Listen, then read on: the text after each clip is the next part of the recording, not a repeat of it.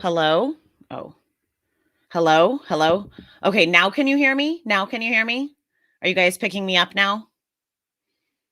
Can you hear now?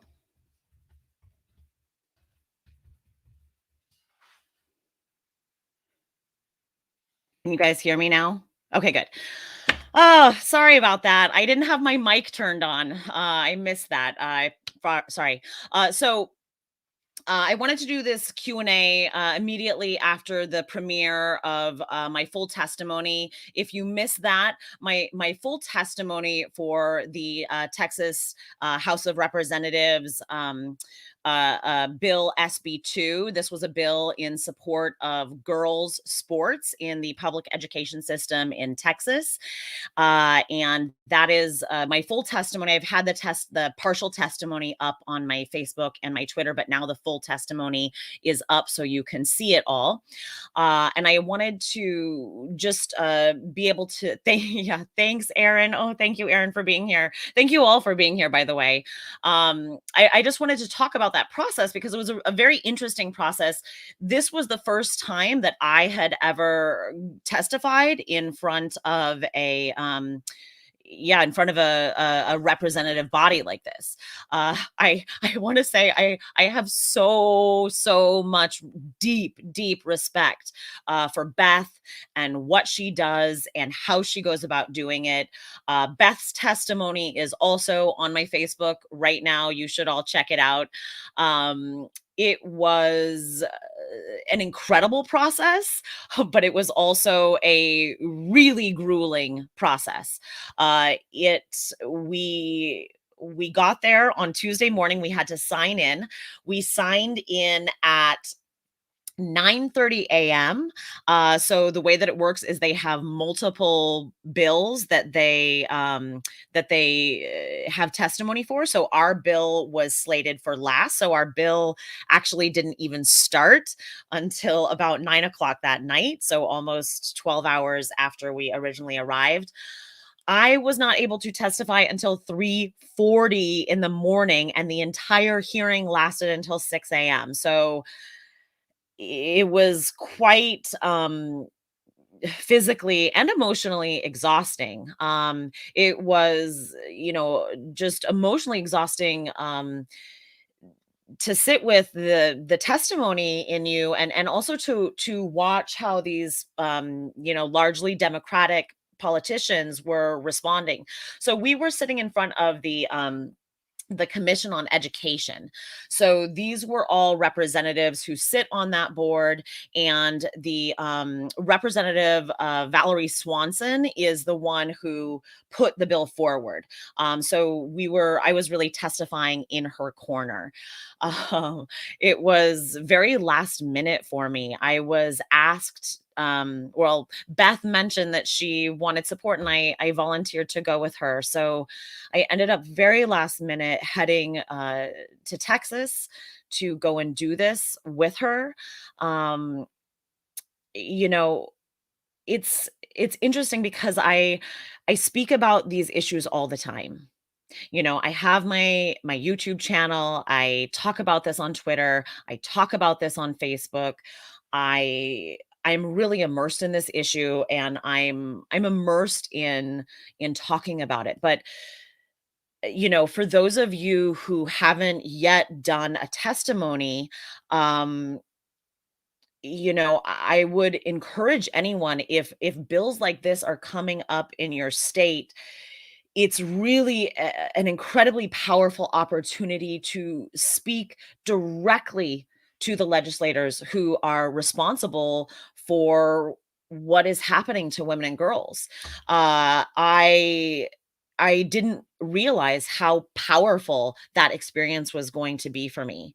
Uh, I, you know, as I said, I talk about this all the time, but as I was standing there on that podium, with my testimony in front of me, speaking, I was able to, look directly into each and every one of their eyes, and it it felt so direct and immediate.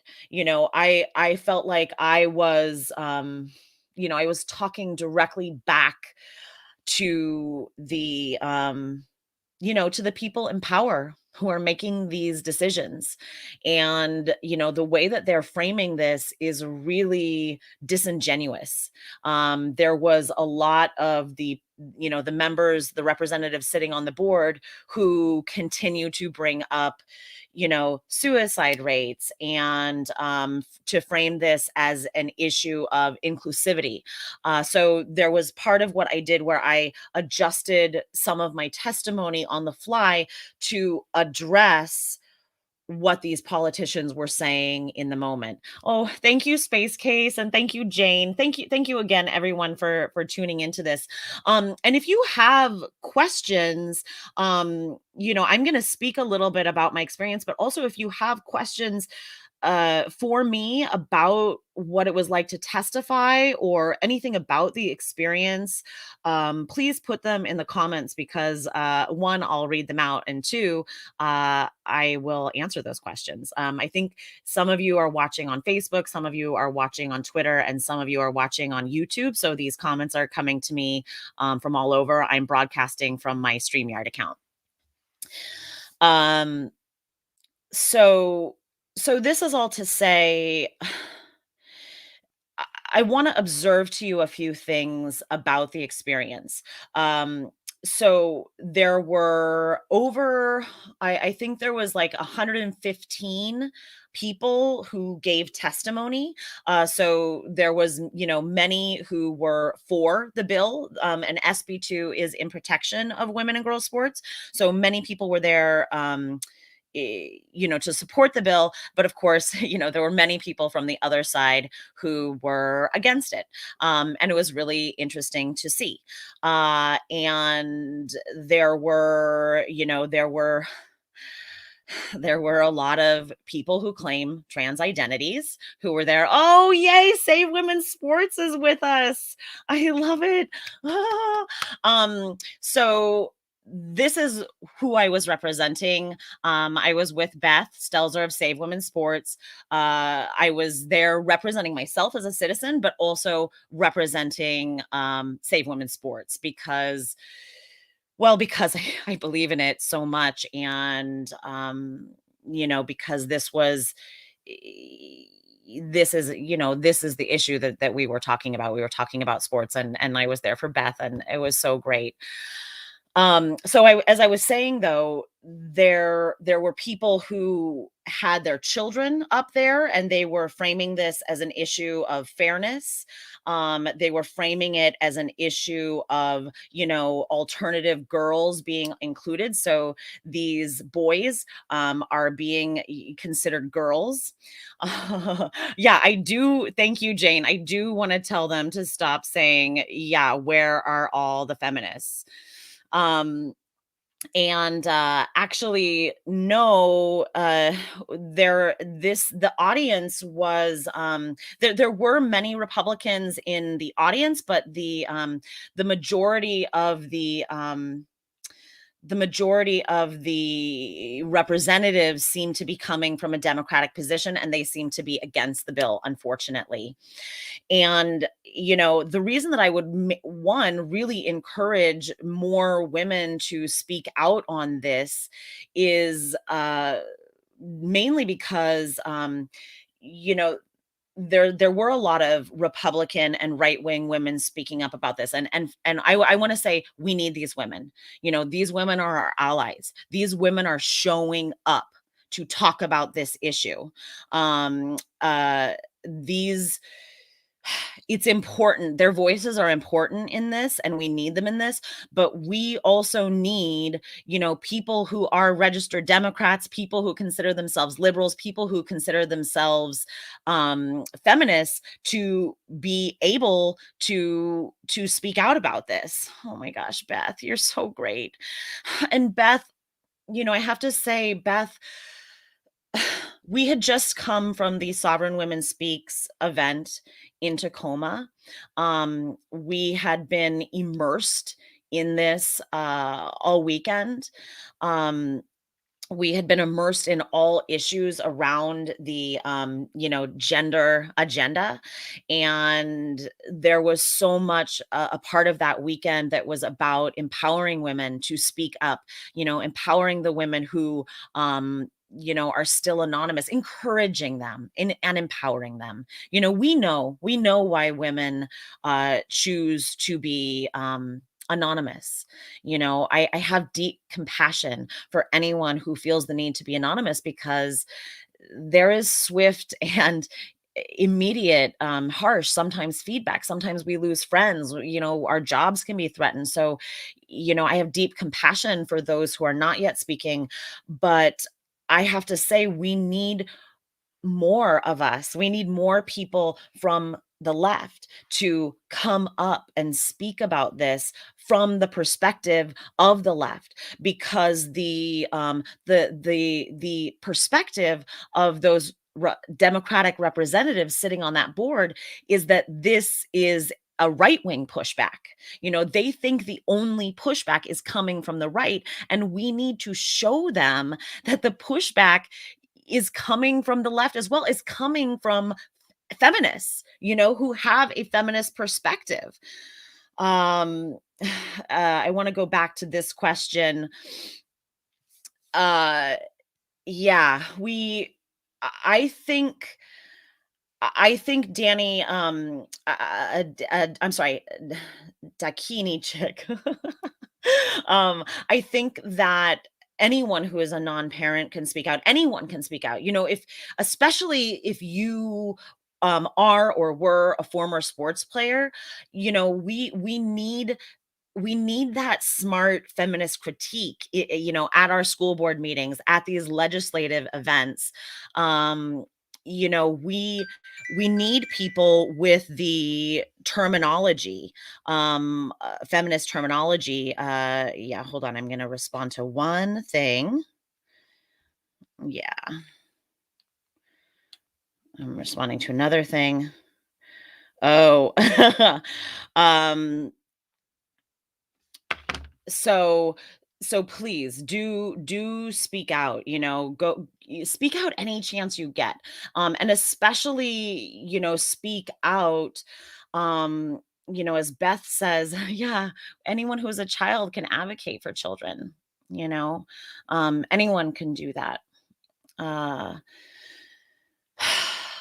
um I want to say, so, that's why, as you go back and watch Beth's testimony, she is so passionate and she is so emotional, because we just came from that weekend of being with other women. And um I want to honor Beth right now, because for so many reasons, for the incredible grueling work that she does. As I said it at the top of this, I have so much more respect. I mean, I already respected her, but I have so much more respect for that just incredibly daunting process. That it's daunting to stand up, in front of, people who are literally sitting higher than you, above you.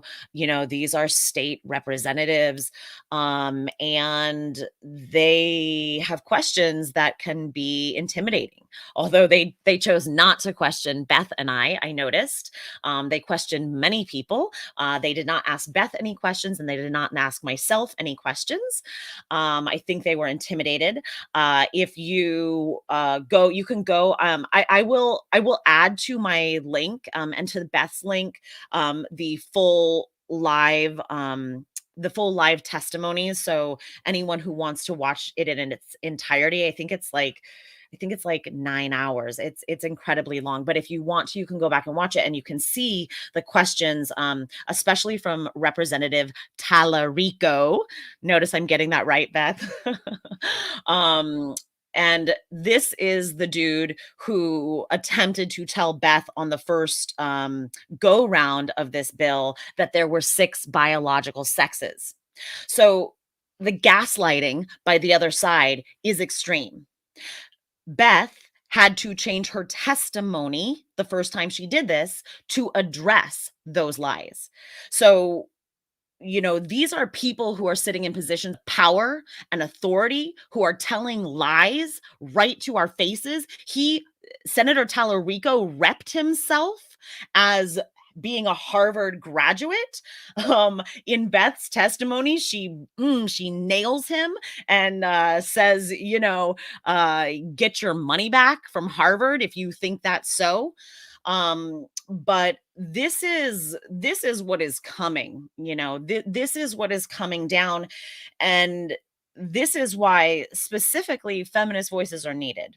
you know we can bring something unique to the table because we are versed on this issue from all kinds of sides. We are coming as human beings who grew up as girls, who played sports. Some of us are coming from the position of being parents currently and wanting fairness from our girls, but we are well versed in the terminology of our opponents.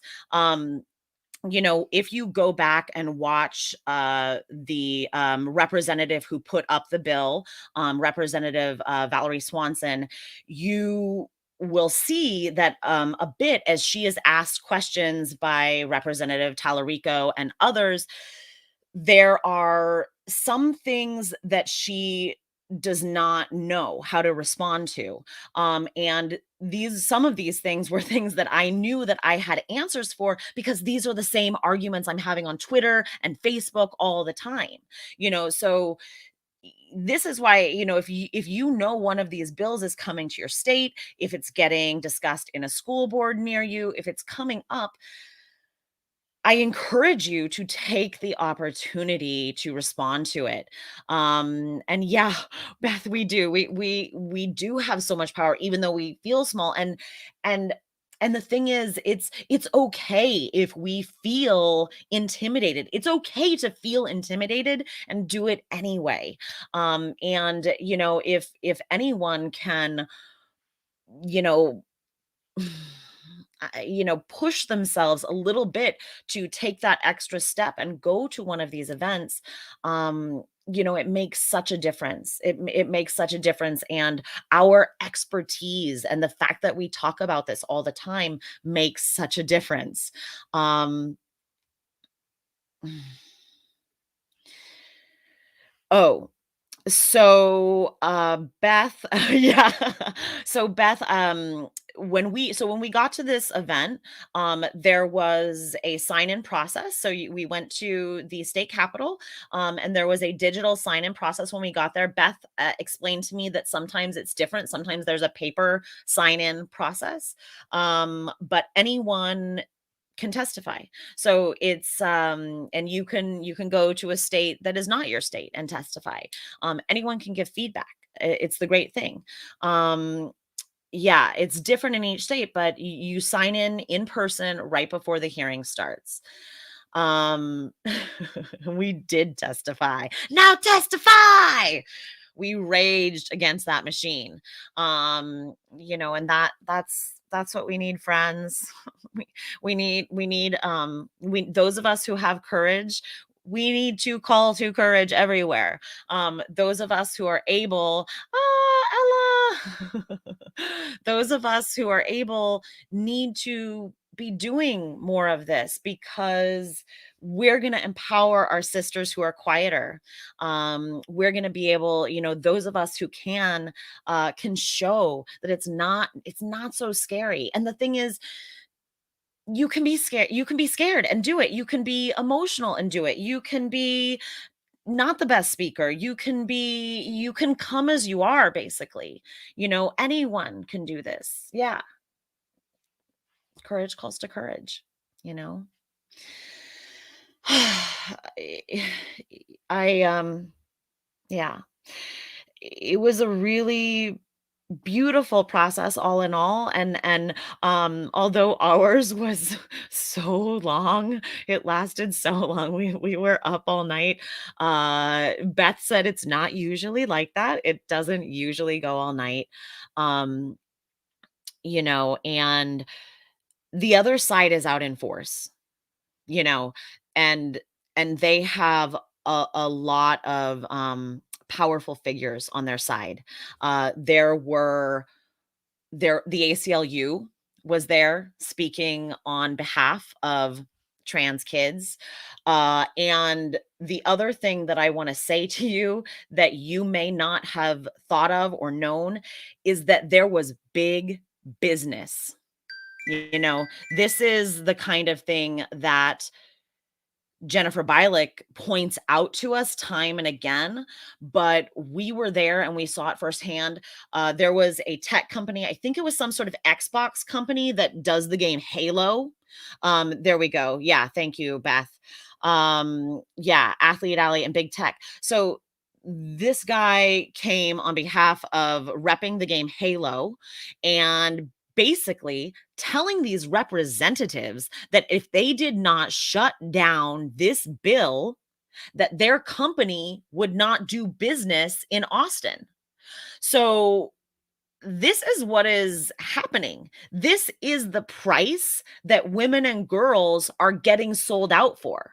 And it's coming down from big tech. There was another big tech guy who basically made a very similar speech that they were going to move their business from Austin, or that they somehow felt threatened, that they would not get employees if they did not openly dismiss this bill. And again, they were threatening the state that they would not do business with them if this bill passed. So women and girls are not going to be allowed to have boundaries around their bodies for this price. This is the price that's on our heads. It's absolutely disgusting. I was very disgusted, and yeah, exactly. Frigging extortion. It was so gross. Uh, it was really gross. You know, and they're using a lot of manipulation. That the other side is using a lot of manipulation, and we have to be mindful of that. So manipulation over these big tech companies, and manipulation over using their kids. It was pretty disgusting, actually, the way that some of these mothers trouted out their little boys, like 8-year-old, 10-year-old boys, who claim, to be girls, but touting them out and using them, really using them to say, like, my daughter just wants to play sports, and the whole aura of these representatives is like, oh, these kids, they're so precious. And it's really not fair too, because so everyone had a 3-minute time limit, but when they allowed the kids to speak, those kids had no time limit. They didn't use the timer when the kids spoke. So the kids could just go on and on and on and on and pull at heartstrings and pull at heartstrings. And even some people who were in support of the bill, some of the women who were on our side were fooled and pulled into that. There was a woman who came up and said, I am in support of the bill, but I'm having second thoughts. It was actually terrifying that she was so swayed by this heartstring message. And Beth and I were absolutely horrified that these mothers were keeping their kids up till 3, 4 in the morning in order to be used as props in this agenda. It was, yeah, they were, I mean, I was just like, call CPS on these moms, because this is sick. This is really sick behavior. um, yeah, yeah, exactly. Yeah, I think so too. I think these kids are going to regret so much of what's happening. And the other people who were there, yeah. Yeah, Munchausen's. You know what Beth called it? Beth called it Transhausens by proxy. I loved that. I hadn't heard that before.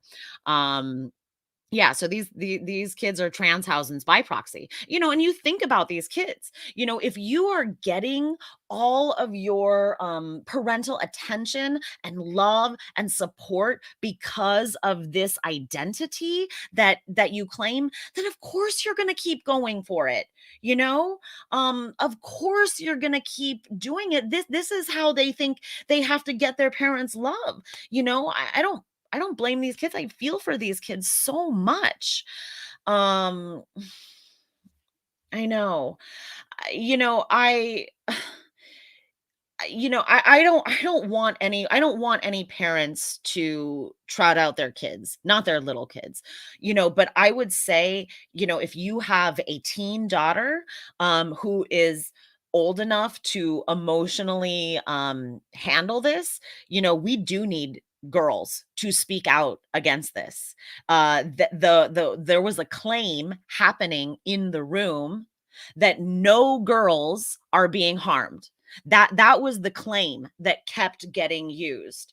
No girls are being harmed. That was Senator Representative Tallarico kept saying, you have to show one girl who has been harmed in Texas, show one girl has been harmed in Texas. There's no harm that's being done. I mean, it was absolutely galling. It's just absolutely galling. Beth and I kept wanting to just like stand up and like scream at them. It was pretty disgusting. So that's the narrative right now. That just so you know, that is the narrative that is being propagated by the left. PS, those of us who, have considered ourselves lifelong leftists, this is the narrative being propagated by the left. And this is what's coming down on us, on women and girls. Um, yeah, yeah, exactly, Beth. E- I don't want to ask any young people to stay up all night, but perhaps it would be appropriate at a school board meeting, for a teenager to be able to speak, something like that. But again, parents can if you're a parent, go and speak on behalf of your kid. Read something your kid wrote. I think that's appropriate. Have your kid write something. And then here's the thing. Oh, here's a great thing to know. You can physically hand your testimony to the representatives. So, say you photocopy something that your child, if you do have a young child, that your child has written in their own handwriting, that's a thing you can do. So I think that might be a great way to make use of your child. Um, there was, yeah, Ella, there was so much gaslighting going on. There was so many lies being told. And they just kept up bringing up the same ones. And they had really no basis. So one of the big ones, as have said in this already this morning, is that they kept bringing up suicide. You know, these kids are committing suicide. There's suicide rates all over the place, but they cannot connect these suicide rates to sports. They can't connect the suicide rate to sports. They can't connect the suicide rates to bathrooms. And that's why I said in my testimony, let's be real. No one is banned from sports. No one has been banned. No one has been banned. No one's been banned from anywhere. Oh, good. Good. Beth, that's amazing to hear. Oh God, that's so great. Beth's going to be speaking with the governor in September. Yeah, I love it. And we do have to keep faith. I think that I know for myself I can feel daunted. I think I speak for many of us that we can feel daunted. We can feel overwhelmed. We can feel exhausted and burnt out, frankly. Beth spoke about that at the Sovereign Women's event. There are there's a few people doing a lot of work, and Beth is a freaking hero in this. She's doing the legwork. I do a lot of videos on YouTube, and I do some interviews, and I talk a lot on Facebook, but Beth is putting in the in-person time. She's putting in the hours on flights and the hours in those courtrooms with the opposition right there in her face. Um, and we can't put this on only a few women. We need more. And we don't need martyrs in this movement. We don't need we don't need women to martyr themselves over this. We need more support. We need more support, and we need to support one another. Um, and we need self-care. We need to remember to nourish ourselves and take care of ourselves. Yeah, as Beth says, work hard, play hard. Um, and hey, Linz. um, you know, I think what Beth says here is really true. We all have our role. So I'm not shaming anyone for not doing the work that Beth does. We all have our work to do. We all do our different things. Uh, but we're in a frigging war. It's really hard what's happening to women and girls. And our rights, the rights that our foremothers and foresisters fought for, are being stolen from us right in front of our faces. This is a war, and the opposition is well funded and well organized. So we have to think better, faster about what we're doing to address this. I encourage all of you. I encourage, I don't want to shame anyone, but I encourage everyone to maybe just do a little bit more than you thought you could do. Just a little bit more. Yeah, join other organizations. Join organizations that can give you support. WHRC and Wolf often create opportunities, or have opportunities, or ways that you can help. Um, we need to be doing that. Yeah. Yeah, this war is coming from the top down. I had a woman try and tell me that we should not align ourselves with the right ever over this issue. But and that the opposition, she said that, when I criticized the left, she tried to tell me that, it's just a tiny fraction of the left, but it's not. This is coming down from the president of the United States. This is coming on our head from the president.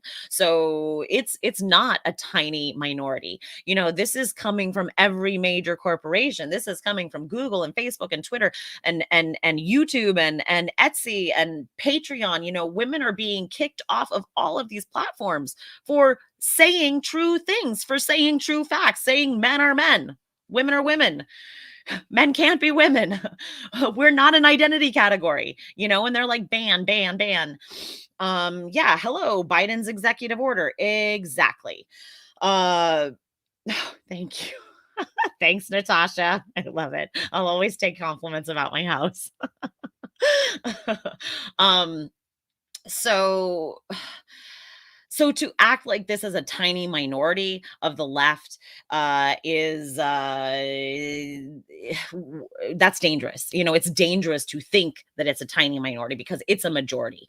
And it's coming from every it's coming in all kinds of branding. This is on cereal boxes, this is on the Cartoon Network, this is in the education system. This is like all angles, like boom, boom, boom, coming at us from all sides. So that's why I say, if we're grassroots, if that's what we are, we have to be a better grassroots campaign. And oh, thank you, Ella. Thanks so much. Oh, you guys. I just show up for the compliments about my house. That's why I really show up. um, but you know, uh, I think one of the observations I would make is, or one of the things that I would suggest is to make as many connections as possible. I know I'm on Twitter, I'm on Facebook. I know that, that's where you all are watching me from right now. So you're in these spaces. And I would say, sorry, my light is weird.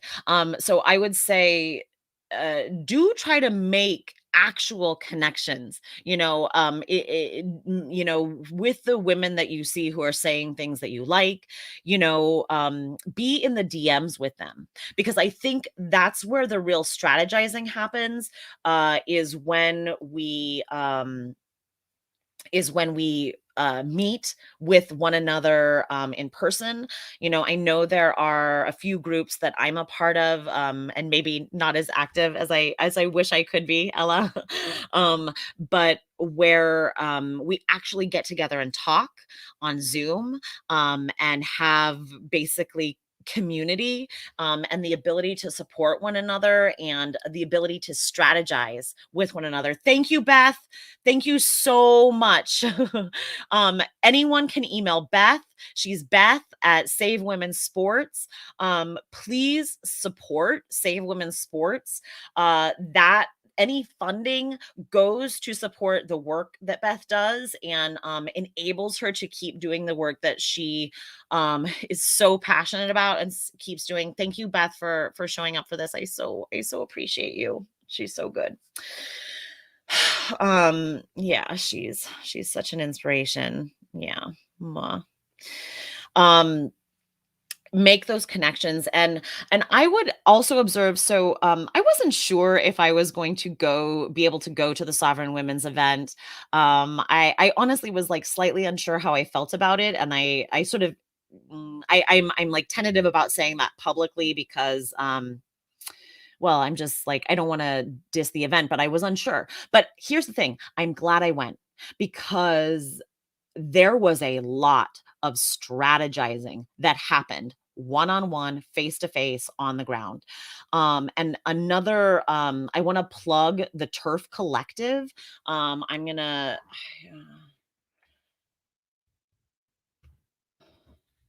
the Turf Collective. Uh, and they're on Facebook and they're on Twitter. And if you get vetted, the Turf Collective has, I think it's bi-weekly Zooms. So again, this is an opportunity to commune and strategize. So those are the two things we need. We need to be talking with one another.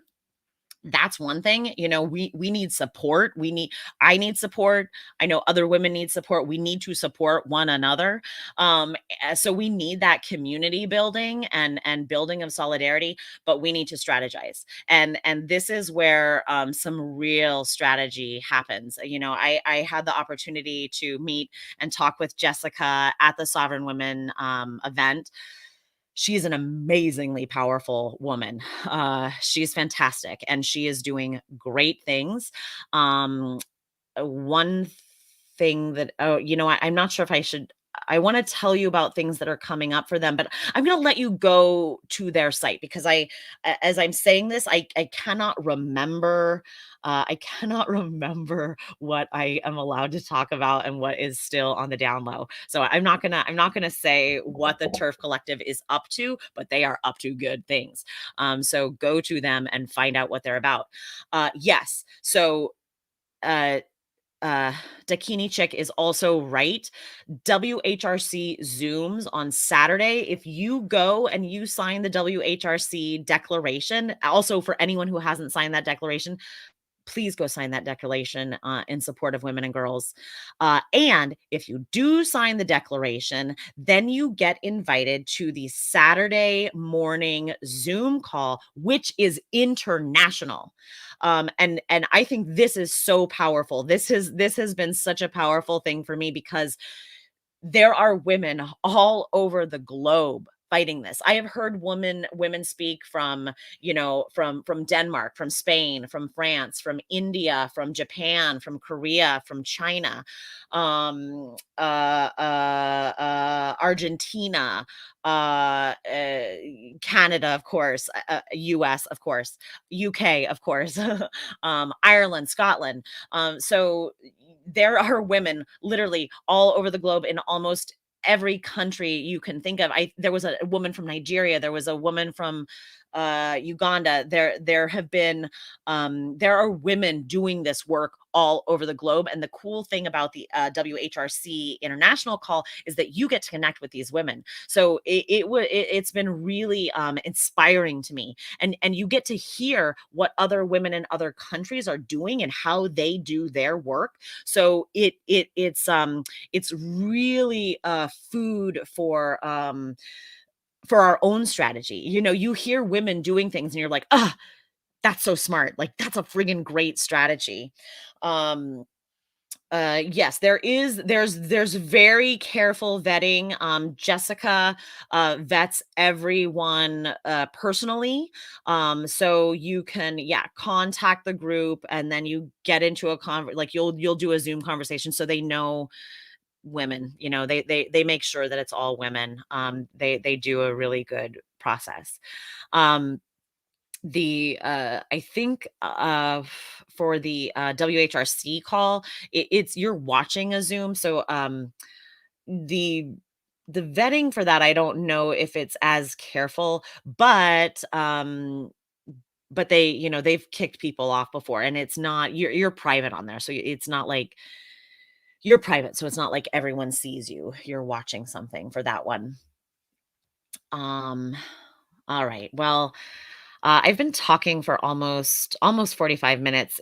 Does anyone else have any questions or anything that they want to share or offer?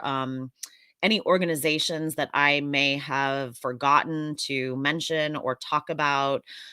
Anywhere where you are finding support that you think others should know about? I'm happy to put up your comments and talk about them. I'm really, I have to say, even though it was grueling, I was really heartened. I was really heartened by the weekend. I was really heartened by going to the Sovereign Women Speaks event. We had an opportunity to protest in front of a women's prison, and the women heard us. They responded. They were clanging on their windows and yelling and shouting in response to us. These I want to say, anyone also who wants to support Heather Mason or keep women's prisons single sex, these incarcerated women are sitting ducks. They are being housed with male prisoners. And anywhere that it's happening, California, Canada, Washington State, the UK, anywhere that women are being housed with men, women are being raped. They are trapped with serial rapists. So do also support those orgs. you know, Natasha, I don't know. I don't know how. I keep thinking this is the worst that it's going to get. I keep thinking people are going to wake up now. That's what I keep thinking. Like, now, now this, like, horrible things come down, and I'm like, now people will be angry. Now people will revolt. But this is a cult. This is a cult, and people are caught up in it.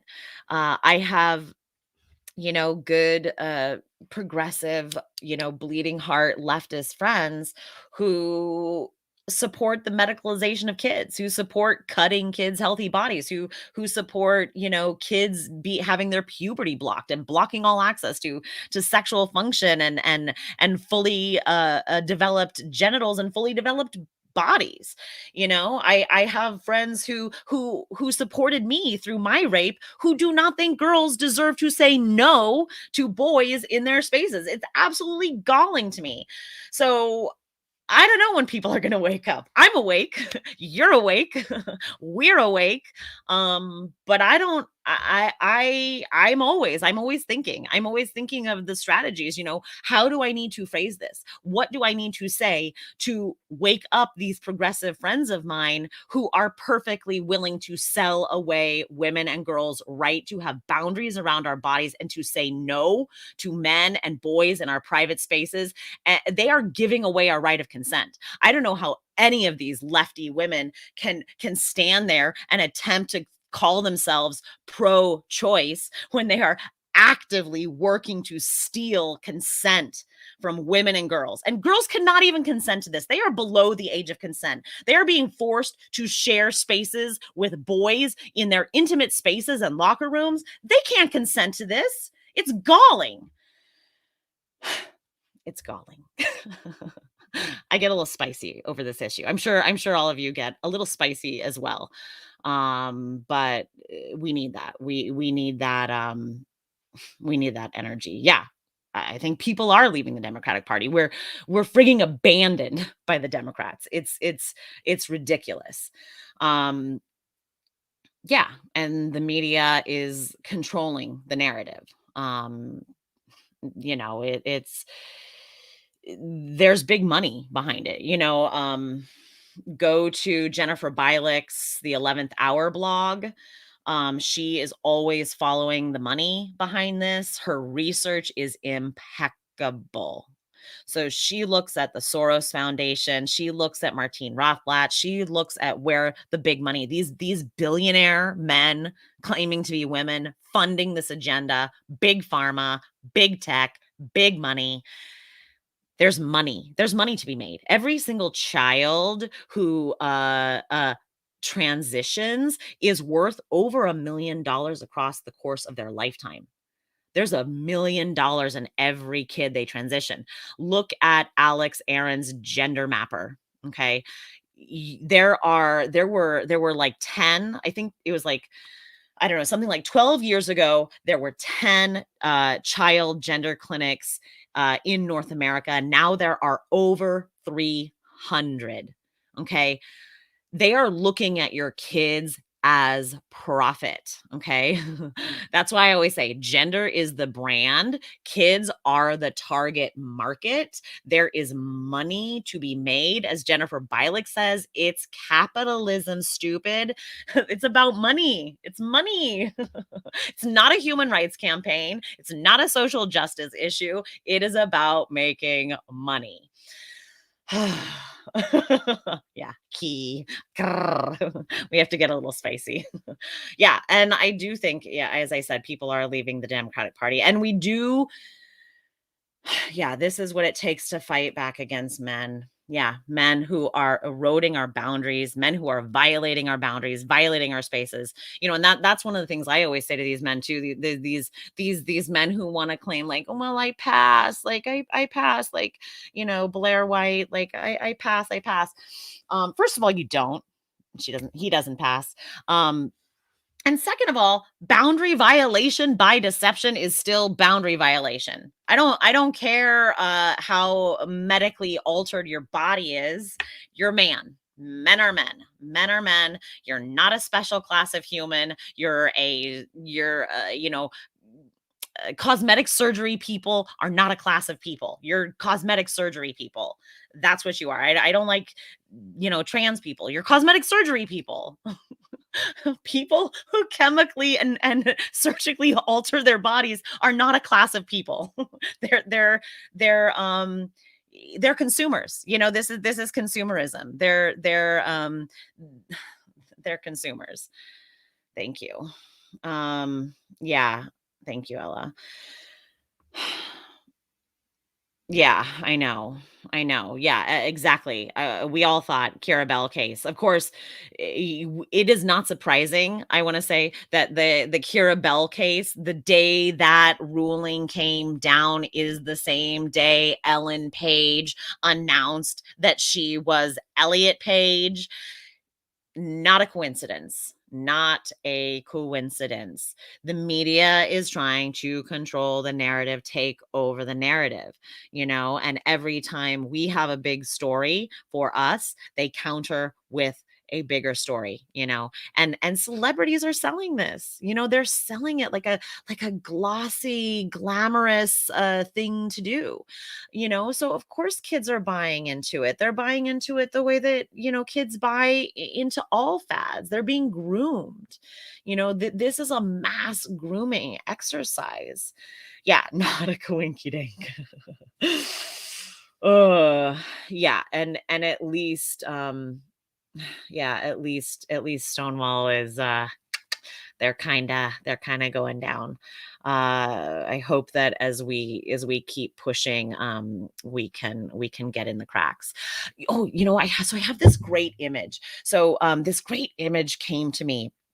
So I read about these red fire ants, and ants are like teeny tiny, and basically fire ants can eat a freshwater crab. And so if you think about a crab, like a crab has all of this armor, compared to an ant. A crab is like the friggin' Empire State Building. Like a crab is huge compared to the size of the ant. But what the ants do, what the fire ants do, is they attack the crab, and they go in and they find the soft points. So they find those little soft points, and then they one of them just bites through like a little joint tissue, like where the joint of the crab is, and then they flood in.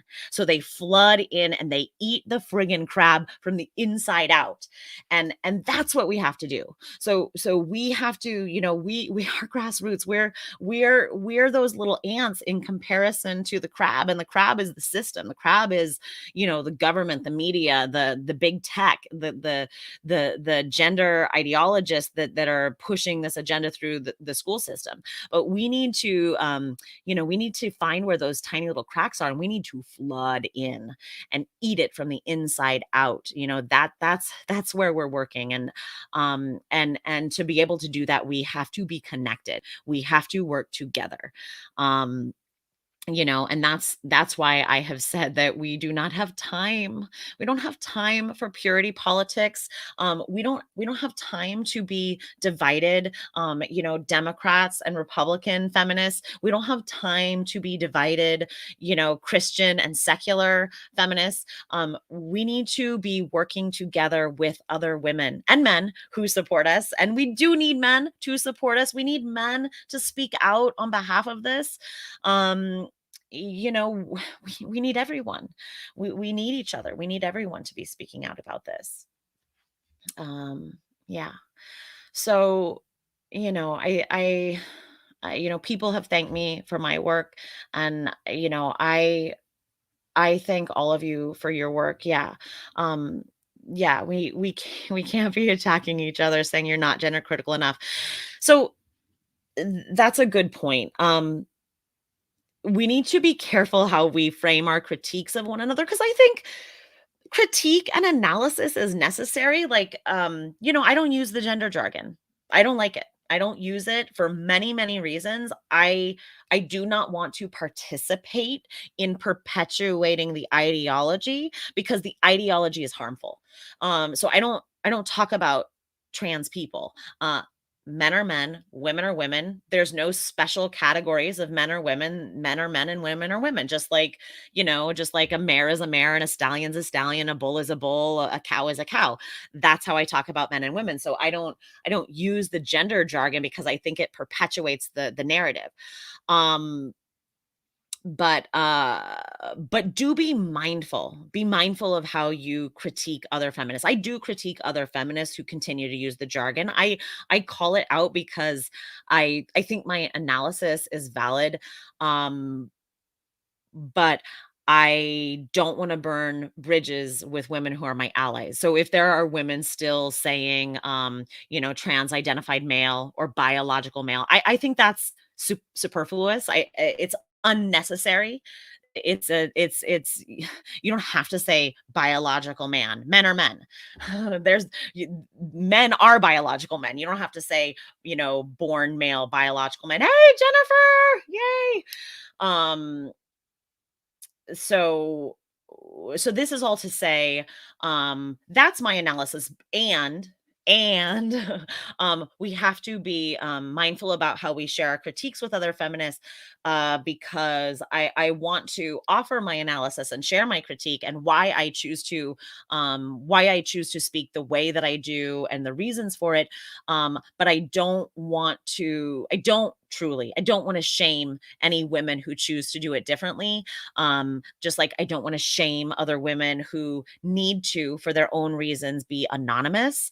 um we don't we want to find ways to encourage without shaming. We want to find ways to and we want to find ways to critique one another without getting angry. And it is hard because we're all fired up about this. We are emotional about this. It's okay, and it's okay to be emotional. And maybe just naming that is fine. Like if you're in a heated argument, like, "Ooh, I'm getting emotional," like just so they know, like you're emotional. Um, yeah. Someone asked me, what do I have coming in the works? I don't see where that is. Oh, videos. Uh, yeah, I have more things in the works, and I'm just setting up my Patreon right now. Sorry, I'm fooling with my hair, and I should have anyway. I'm not gonna judge myself for that. Um, uh, I do have things that are in the works, and I'm just setting up my Patreon because I want to be more consistent about what I'm putting out and the material that I'm putting out. I have the other thing that I have coming down the chute is I am participating in writing an article for the UK journal, The Radical Notion. That is Jane Claire Jones's quarterly journal. It's a physical journal, like me, a keyboard warrior, writing in a physical journal. But I think that everyone will be interested to read it because it's kind of about what I'm talking about. So the article that I'm writing in the Radical Notion is a back and forth with another American feminist who comes from a different perspective than me. I think we've had a very diplomatic engagement. We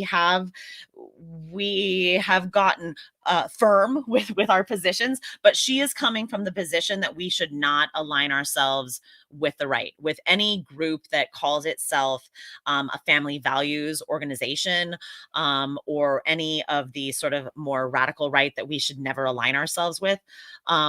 And I'm kind of coming from the perspective that there are no bad allies.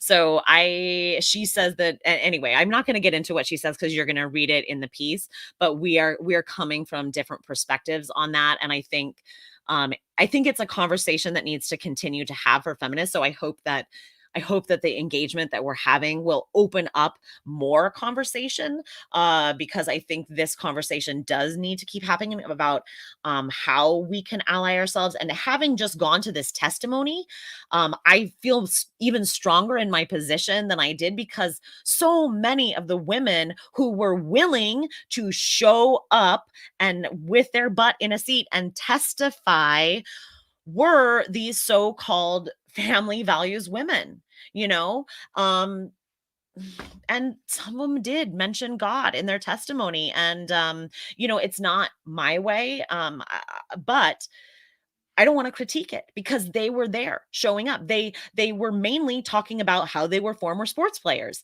and how important this was to them, and how important it was for their daughters and how much they wanted to see their daughters be able to participate. So, you know, right wing family values women are women who are sports players and have daughters who deserve privacy around their bodies.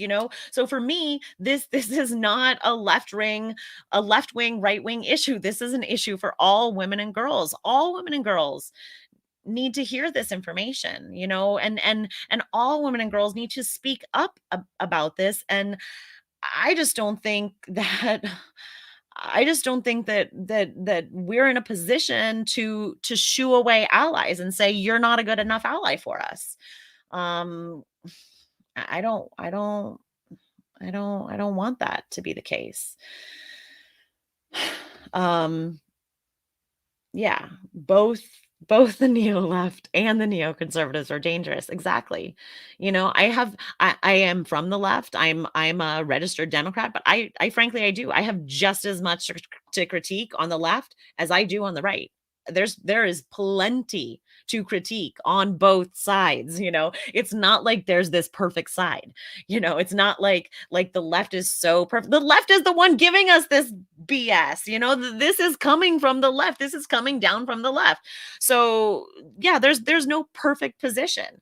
Um, and the left is who we have to wake up. And if we need to use the right in order to wake up the left, like I know Kara Dansky gets a lot of criticism for the amount of time she goes on Tucker Carlson, but Rachel Maddow is not giving her a platform. So what are you going to do? That's Tucker Carlson has 87 million viewers. Who are we to turn our nose up at 87 million people? Are all of those 87 million people bad allies? I don't think so.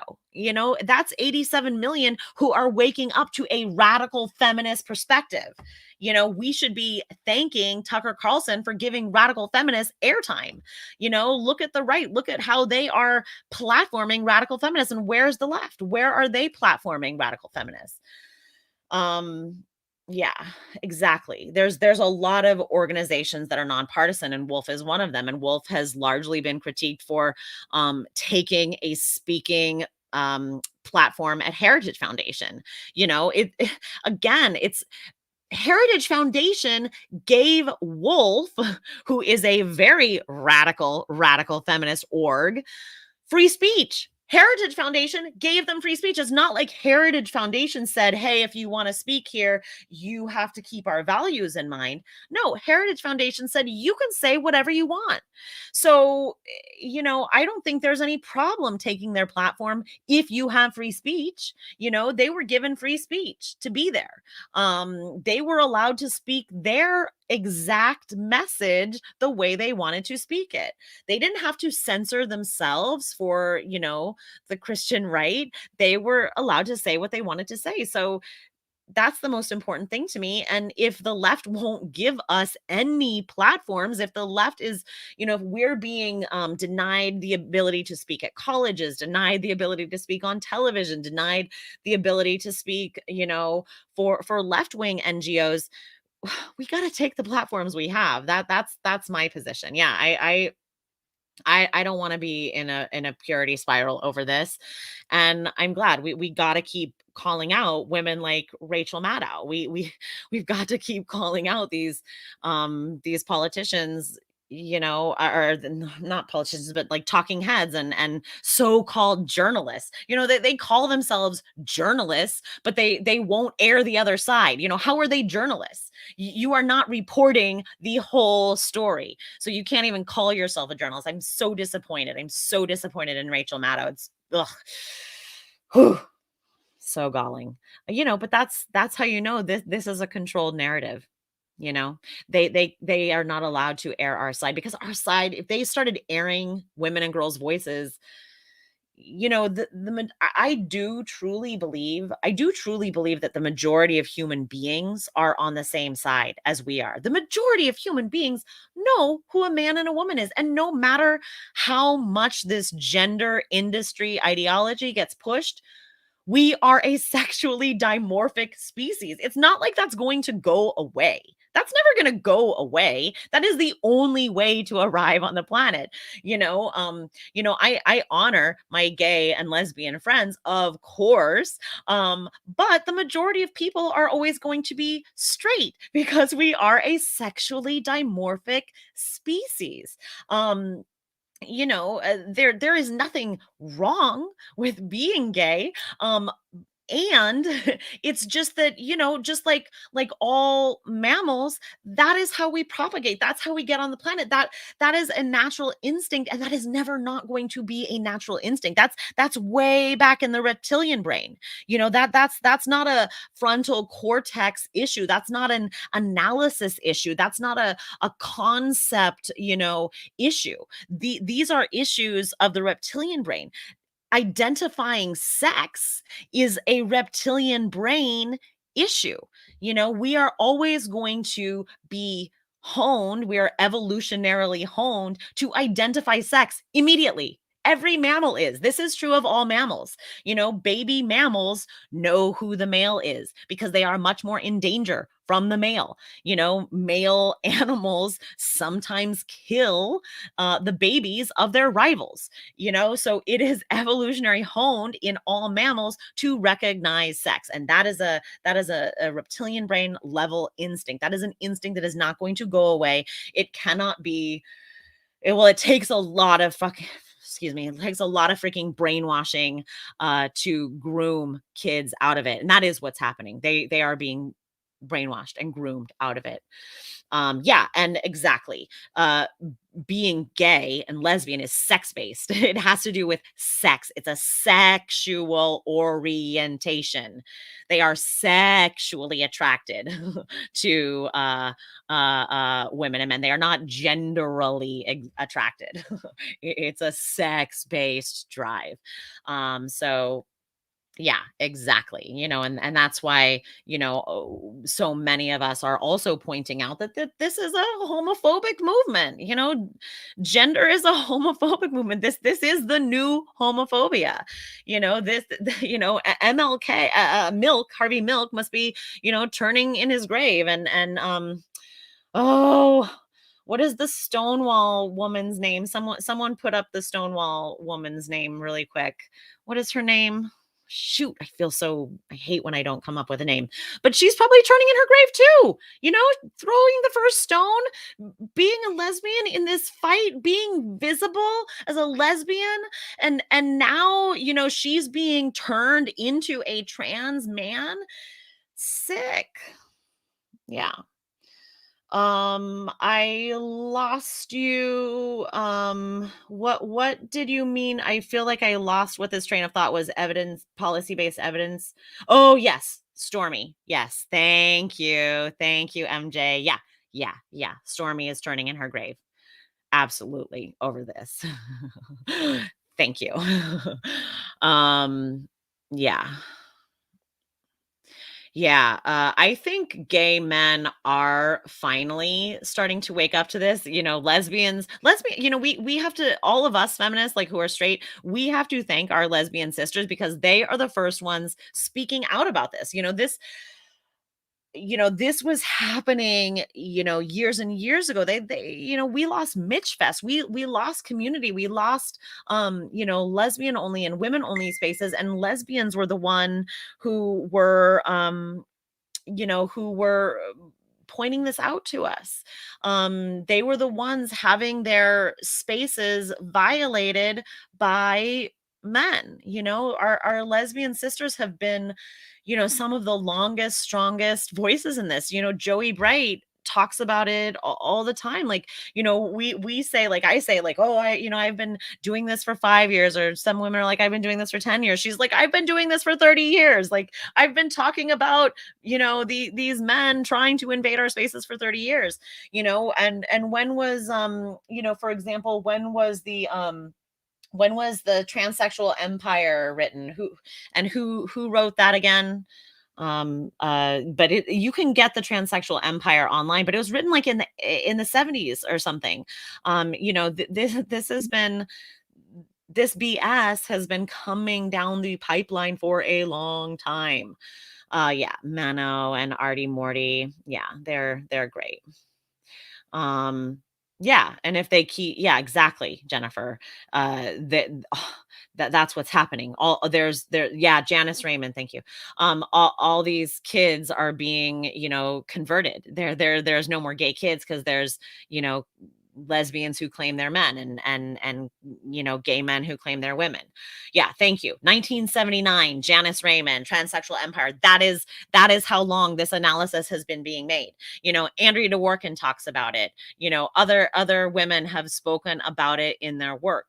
This has been around for a lot longer. It was just a smaller minority, and now it's the friggin' majority.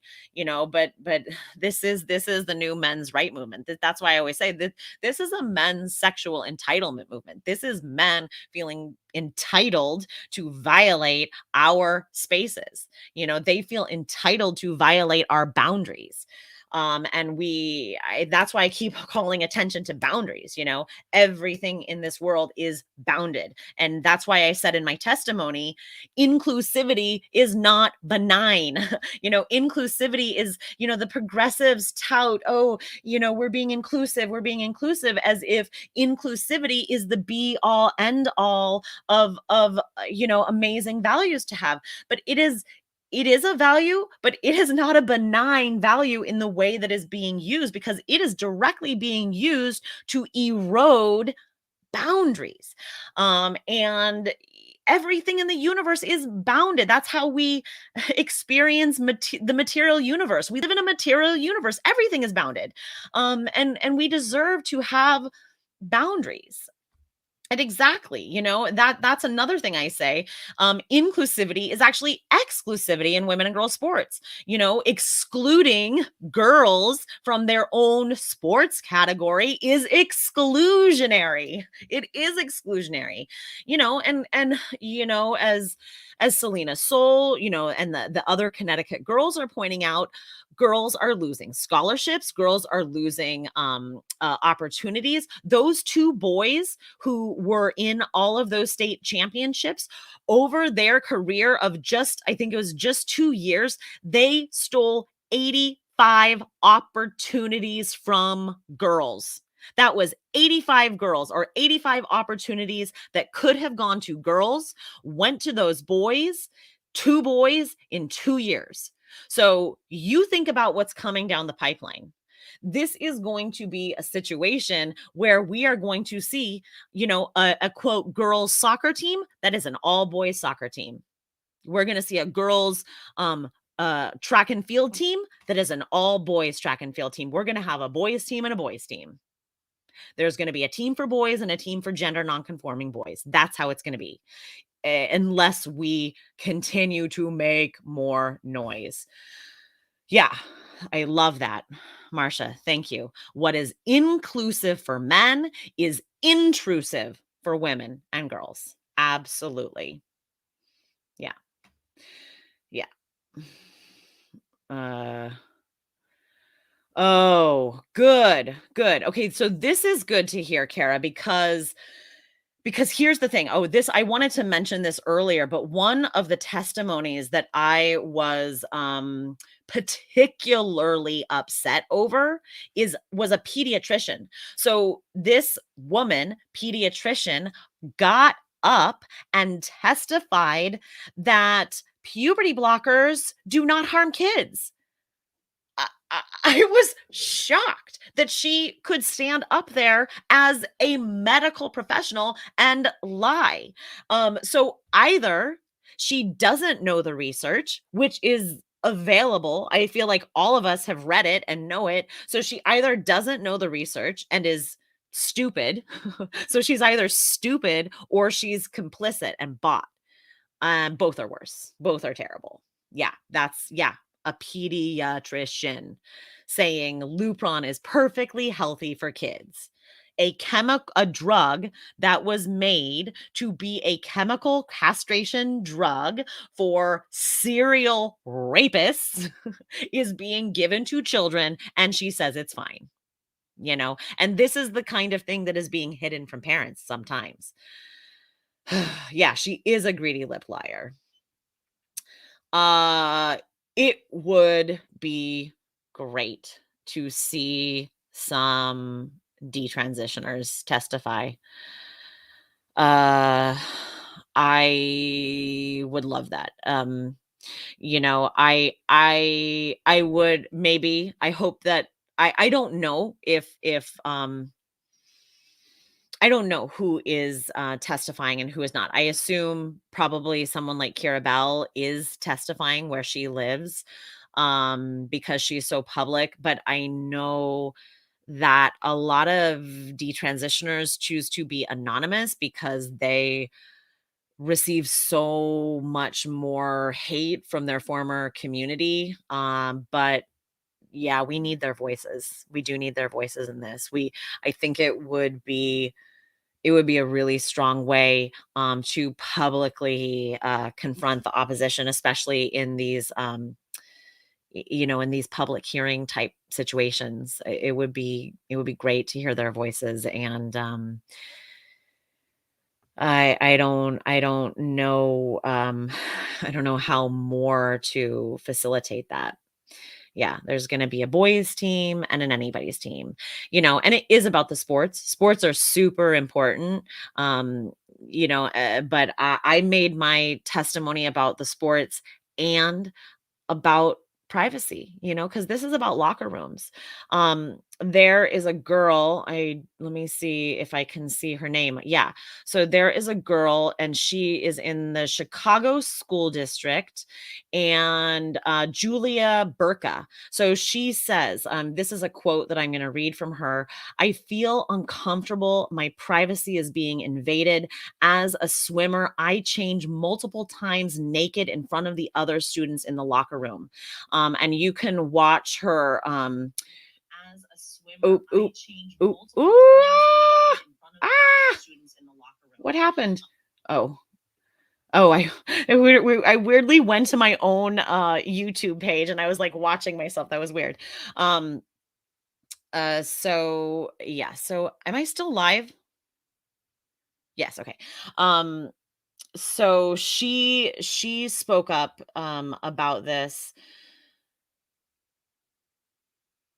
Yeah, boys team and a team for the boys who didn't make the cut. Yeah. That's really, yeah, we did at Sovereign Women Speaks. We had some speak up, and yeah, we need to be encouraging the detransitioners where we can. Yeah, they were so great, Jennifer. They were so cute.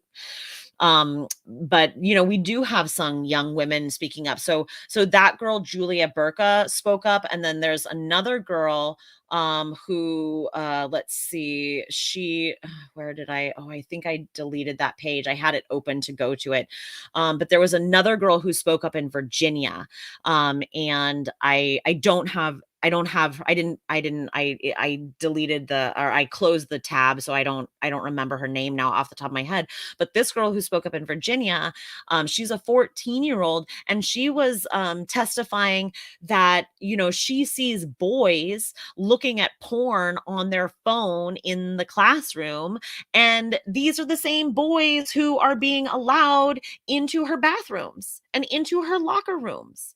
You know, this is a boundary violation movement, and this is happening to girls, and that's why I brought that up in my testimony, that it is about the private spaces as well. It's about these locker room spaces. If you're a swimmer, I mean, if you're any sports, you got to shower. You have to shower after your sports. Oh, and that was a frigging galling thing that one of the men, who was one of the representatives, said. He was like, "Oh, well, I was on the basketball team when I was in high school, and I never showered. So you're gross. So girls who don't want to have their like bodies violated should just be gross people like you are. Like, I don't care if you're gross and you don't shower, and no one told you have to friggin' shower after you play sports." you know oh yes, thank you, Ella. Her name is Jolene Grover. Thank you for knowing that. I love my sisters. You guys are on it. Yeah, that's the 14-year-old who is talking about that. But these male representatives, men representatives, are trying to gaslight us on this, as if girls who feel uncomfortable should just avoid their own spaces. He basically was like, "Well, I didn't shower after I did sports, so girls don't really have to shower after they do sports." No, thank you to your crazy gaslighting on me. No crazy to making me uncomfortable or making me have to avoid my intimate spaces. No, thank you to doing that to girls. No, thank you. Absolutely not. Um, yeah. Okay, that's cool. Glenner has an episode with her. I actually haven't seen that one. I'll have to go check it out. Yeah, Glenner he does great stuff. Um, yeah, that's what it was. And that whole panel, first of all, the women on the panel that I was a part of, the women sitting on this education panel, think there were 3 women, and, like, there must have been, like, 5 or 7 men. I can't I'm they were going in and out of the room so much. I think there was, like, 7 men and 3 women. There might have only been 2 women. It's hard for me to totally remember. But I'll look at I'll watch my own testimony and look at that. But yeah, basically it was a group of majority men deciding the boundaries of women and girls. Absolutely. Yeah, and exactly erasing our erasing our reality. Yeah, exactly. Yeah, like and I think about how I was in junior high. I mean, I'm pretty modest now, like even with my own girlfriends, like, like when I change in front of them, like I don't like just like bare all I mean, I'll change in front of my girlfriends or I'll skinny dip with my girlfriends, but like,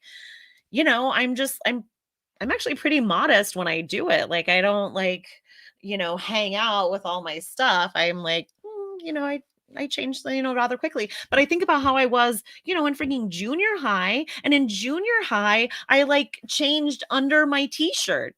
Even in the girls' room, so girls, yeah, girls can be uncomfortable changing with girls who they trust and love. Like I was, in the locker room, basically, with my friends. I, was in classes with my friends, and still we're like all awkward about our bodies. That's how it is at that age. And now we're forcing them to be with boys under the age of consent. Okay, what is this? A school board in Virginia has to pay Gavin, female Grimes, 1.3 million.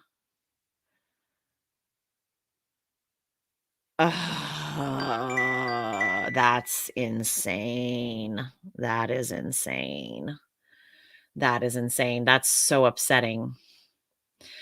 Oh my gosh. And of course, so this was probably really smart of them to use a girl who wants to go into boys' spaces to uphold this, you know. These girls who say they're trans boys are being used to violate the boundaries of other girls. Um I 100% believe that girl's a friggin' prop, you know. She's a prop. So sick. Uh, okay. Yeah. I oh, well, I don't know about that, but the ACLU the ACLU was at our event. So that was true. I mean, I think, the ACLU has money. They've got money, money, money, and they are sending people all around the country to testify about this. And that's why, it's really important for us to support Beth in this work, because Beth is willing to, I mean, she's on the ground. She's going to these places and testifying. And I have to say, a fire was really lit. I really had a fire lit under my butt about this testifying thing, and I am planning to do it again. I'm planning to do it as much as possible, and I don't have all my things set up right now. I don't have I don't have my Patreon set up, and I don't have a way to I don't have a way yet to support myself and my work set up, but I am setting that up because I think more of us are needed. And I am well positioned to do this. I have a fairly flexible work schedule. So, I'm in a position where I can be flexible. I can go to these places. It will require funding. But I think I can get that to be happening. And, I because I think more of this is needed. We need more women speaking up. Thank you, Jennifer. Yeah, you're gonna do it with me. I love it. I love it so much. Good. Jennifer and I will go. We're gonna help Beth. Thank you, Ella. You're so good. You guys are all so good. I really appreciate it. I really am inspired, I when I had my, peak moment, I had my I never liked this ideology. Like I was a theater educator, so I never liked what I saw happening to my kids. I didn't like that I saw that they were I always taught kids, I always taught them, makeup is just face paint, and face paint is for everyone, and clothes are just fabric, and fabric is for everyone. There's no boy and girl fabric, and I just wanted them to express their uniqueness however they wanted. Um and that was always my goal, and then this gender BS started coming down that was basically the same old pink is for girls and blue is for boys, and I saw through that immediately, and I critiqued it immediately, but I wasn't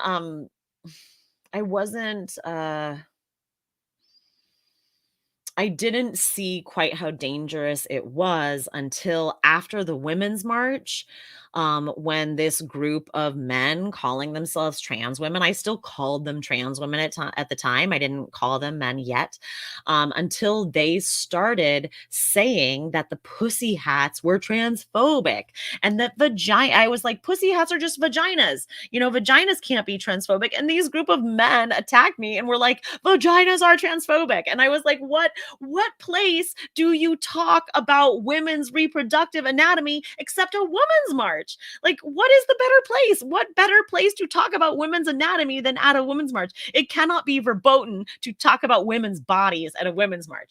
But this happened, and they attacked me, and they doxed me, and they got my information. They kept, sending me these harassing Facebook messages on Messenger, and they had my phone number, and it was scary. And I stopped talking on Facebook for a while. And that's why I went on Twitter as known heretic. And I was anonymous for a long time. I was anonymous.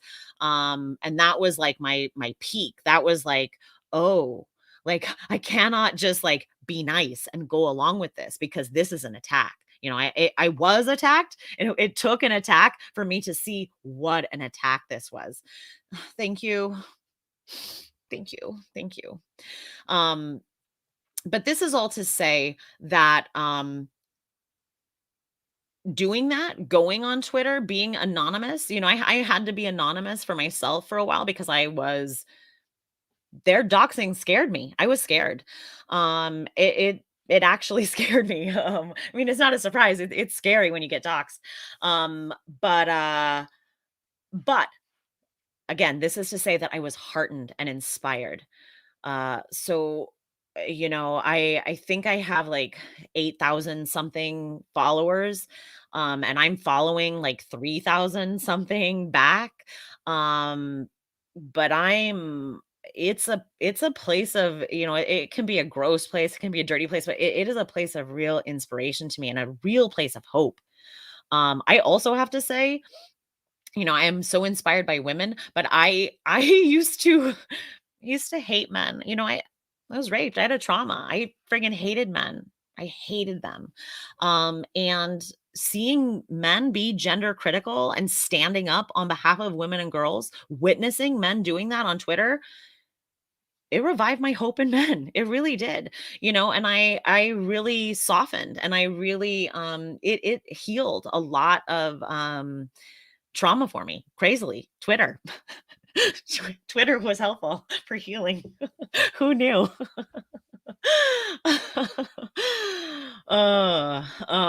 This is an ad, lest we remember. Okay. Yeah, our bodies are literally transphobic. Thank you, Jan. I appreciate you too. Yeah. Yeah, you figure out it's intact when you say no. Yeah, as soon as you say no, you see what comes at you. You see what comes down the pipeline at you. Yeah. That's why we have each other. That's why we support one another. And that's why those one-on-one connections are important. The women that you talk to in the DMs, that's important. Connect over Zoom, connect over the phone, connect, strategize, strategize. That's what I'm going to preach. I love you all so much. Thank you, friends, for being here. I appreciate it. I'm going to let you go because it's been an hour and a half of me talking like this. And Yeah. You'll see more from me. As I said, I'm gonna put up my Patreon. I'm gonna do more of this. I'm strategizing with some ladies. Turf Collective has great things going on. WHRC has great things going on. Watch Ella's channel. Ella does great stuff out there. Be snarky, be funny, laugh at this. It's hilarious. I mean, it's terrifying, but it's hilarious. Yeah, I'm gonna put more on my YouTube for sure. Yeah, I get more video essays coming. Um, and what did Jennifer just say? Thanks, Ella. Rev Femme, where did you just I just saw you put it up there, Jennifer. Rev Femme Rebellion, but now I'm not seeing it in the comments. Oh, there it is. Yeah, Rev Femme Rebellion on Twitter. Are you guys on Facebook too? These are Rev Femme Rebellion have women in the streets talking directly to people. Yeah, Ella Androphobia has a channel on YouTube. She's got a TikTok channel. She's on Instagram. She's got some snarky, good stuff. It is good. She's got great analysis and she's very funny. It is very heartening for me to watch her stuff. I like watch it sometimes in the morning because I'm like, "Ugh." I watch her and Vanessa Vokey and I'm like, yeah, yeah, look at him go. Oh, your TikTok is banned. Ah! Ah! Them so much. Fuck them. It's so annoying. Uh, yeah, you're kidding, right, Karen? The mess we're in. You're kidding, right, with Karen Davis. Yeah, there's some great YouTubers. Distorted Lens has a great YouTube channel. Yeah, Artie Morty has a channel. The mess we're in is a great channel. Uh, who else? Yeah. Menno has a channel. I don't know. If you go to my page and you see who I think you can see on my page who I subscribe to, and I subscribe to just like all kinds of gender critical feeds, and it's just like it's just like heartening to watch other people talk about this, and you learn from their analysis. It's like their analysis supports your analysis, and it gives you like new ideas and better smarter ways to say things. The cis song, okay, I'm gonna have to check that out. I have not seen them. Ella also says go to her subscription list. That's another way we can help others by platforming them on our channels.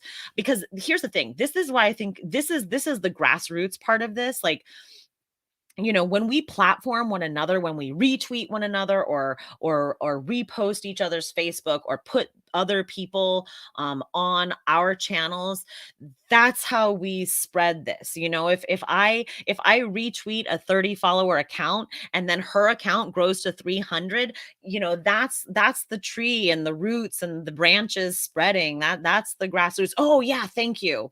Love her. Love her so much. She is a linguist. She also is a speech pathologist. So she is always she was a former Butlerite. So she's very well versed in the opposition. She knows how to talk back to that Judith Butler BS. And she really analyzes the language of the other side. And she really is very good at pointing out the way they indoctrinate kids. So she will point out, for example, when parents are like sweetie pie, like say like what is non-binary? Say what non-binary is, and then you see a 4-year-old responding, and she'll just be like, "That is not 4-year-old verbology. That is not a sound that a 4-year-old can even make unless they are like repeatedly practiced into it." So she has a great skill set to like analyze this, and she has a YouTube and she has a Twitter and she has a TikTok. um yes, Melissa Cohen is great, and I remind me what org she is. WLRN, also Women's Liberation Radio News. That's a Thistle.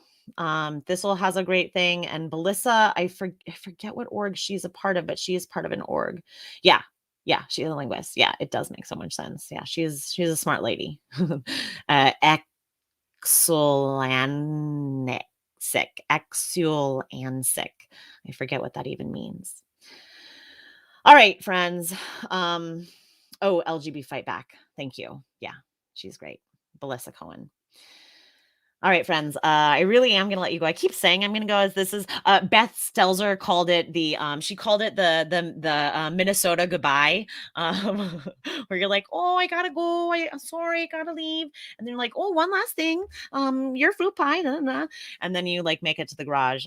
That's like kind of my goodbye today. Like I keep wanting to say goodbye, but I keep wanting to be here with you all.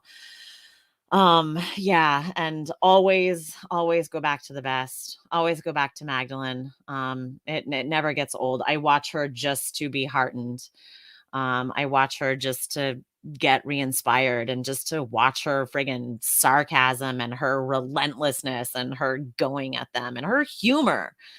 She laughed at this too. We gotta laugh. As much as we're fiery and spicy about this and angry, we gotta laugh too because it's ridiculous, and we gotta point out that ridiculousness.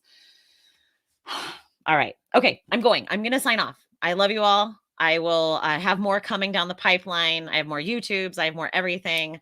We'll talk to you very soon. I'll talk to you again. Mwah, mwah, mwah. Thank you. Thank you. Thank you. Bye.